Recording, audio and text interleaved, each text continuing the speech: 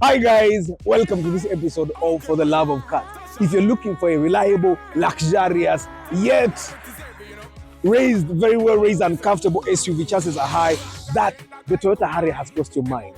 And if you don't have money, you're looking for one that is affordable, this model here in particular, or the one that comes a little bit after it, has crossed your mind. Yeah? But how did the Toyota Harrier come to be? Let's dive in. Tutegere zajja zitya, zabeerawo zitya, biki ebizaawula, and all. Come with me. I need a man who can love me.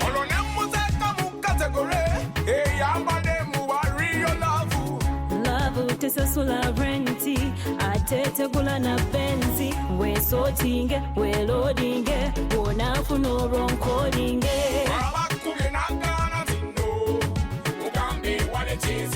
The Toyota Harrier was first introduced in 1997. It was Toyota's answer to the growing demand for luxurious crossover SUVs. It was built to offer a balance of performance, comfort, and style. Yes, which makes it very ideal for on-road or highway and off-road driving. The Harrier has a unibody setup. It's unlike the other SUVs like the Land Cruiser, which have a body on frame, making them a little bit uncomfortable for off-road and sometimes unsafe for highway driving. Now let's go through each generation, understanding what came when. The first generation of the Toyota Harrier was introduced in December 1997. Toyota developed and introduced this as an alternative to the existing SUVs of the time. Now, to give us performance, Toyota gave us two engine options.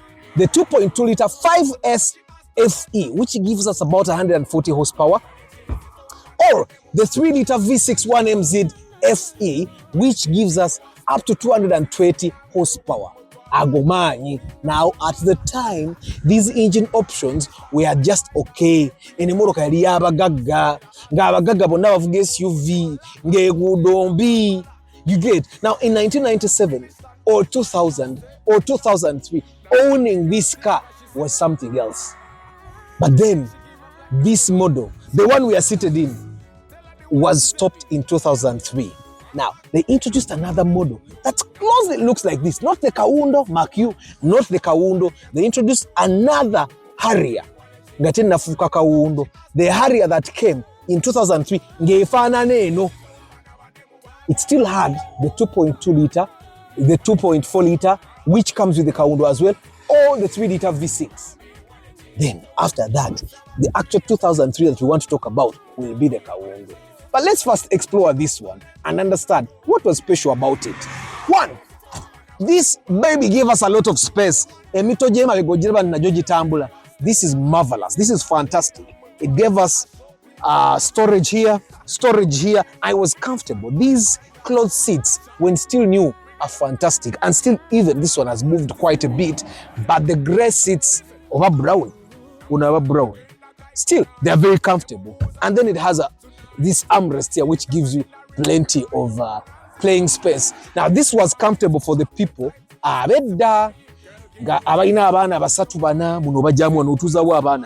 Gives you plenty of storage as well here as well. When we go to the boot is something else. Come and see.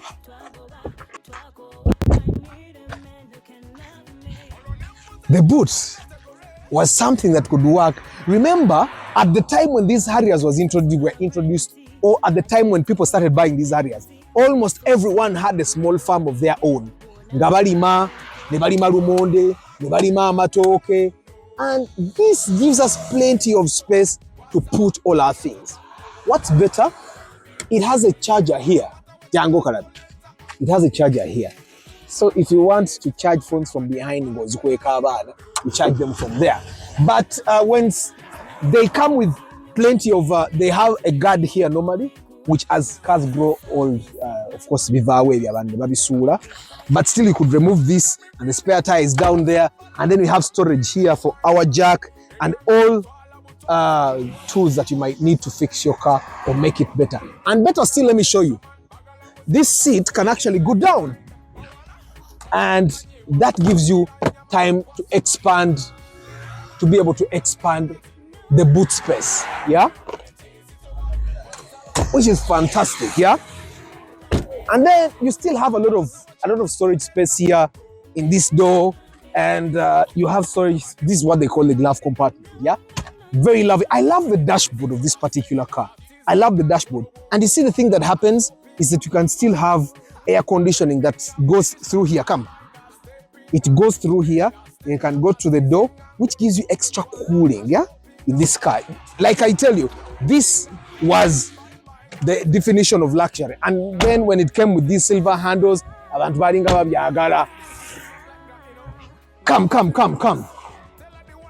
And as for the driver, still you have plenty of space here, and then it has the snow button here, which helps you in case you are driving in a place that is not very friendly for the cars. Let's look at the engine.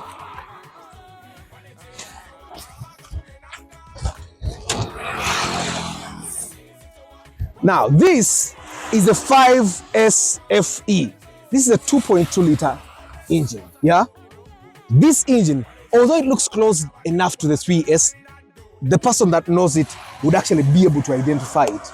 This gives you reliability, it gives you power. If you want to go up country, this is one engine close to the 3S.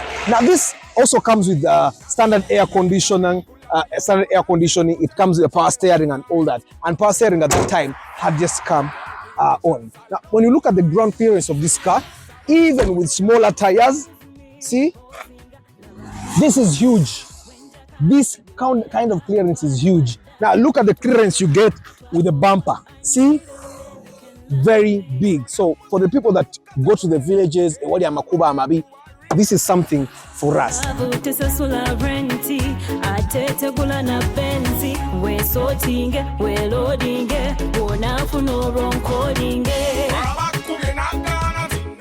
Well, as you can see, this is one car that gives you a very big ground clearance. It's one of the very first SUVs that gave you both ground clearance and comfort. You see, the RAV4 gave you ground clearance, very good ground clearance, but not as good as this. And what the RAV4 did not give you or will not give you, I find that even with the newer models, I've never found the RAV4 to be comfortable. But I find the Harrier to be comfortable. This is the first generation, and it's fairly comfortable, more comfortable than most of the SUVs you're going to find. I find that the SUV that matches this one would be a Pajero, yeah? And you know, as you have seen, the Pajeros have their own challenges. It gives you a lot of comfort. It gives you a lot of space. This one might actually, apart from the fact that the Harrier car window is wide, this might actually give you almost as good as big a space as what you have in the car window. What people love about this Harrier particularly would be the finish of the interior, the design of the dashboard, the design of the interior, how the space was partitioned. The driver has plenty of space. Now, this particular car belongs to a tall person, so that's why the seat is all the way this way. And when you pull it, it can come as close as you want, see? And even the steering can be pulled up or down as you may see fit, yeah? So which makes it a very good car. Now, the challenge that I saw with this particular car, and probably some of the cars that were made from around 1998, 2000 there, is that the air conditioning control or controls are partly in the screen, and these screens die very fast. Zifa magu. So you end up being stuck with the AC system that you cannot really control because the screen that was meant to help you control the AC does not actually work. It happens with the Mark II Grand, it happens with the Mark X, it happens with this Harrier, yeah? And I find that that's a very big challenge. But other than that, I find that this is one of the comfortable cars made, one of the first comfortable SUVs made by Toyota.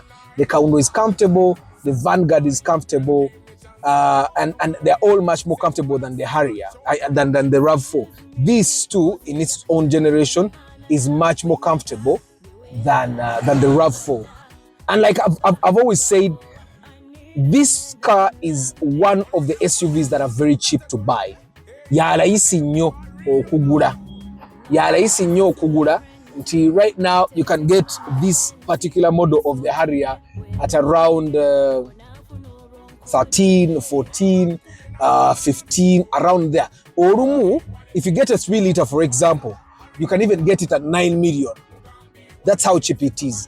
It gives you comfort. But you see, what you save in purchasing this particular car, you spend in the fuel expenses. Because it consumes, even if it's a 2.2 liter, it consumes a lot of fuel, much more than what we are used to. You know, we are used to the consumption of our Corollas, the Ractises, the Rumions.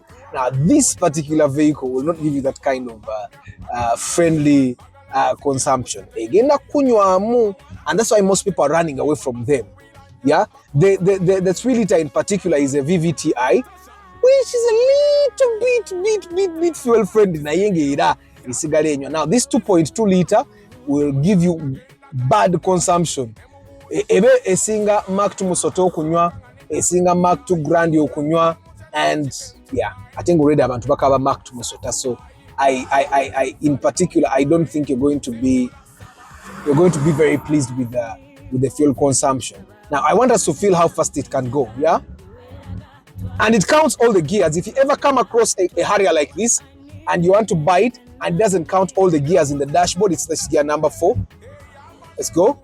Number 3, number 4, and it has 4 gears. But for you to go to number 4, you will definitely be going very fast. Yeah, you'll definitely be going very fast. I'm pleased with how comfortable it is.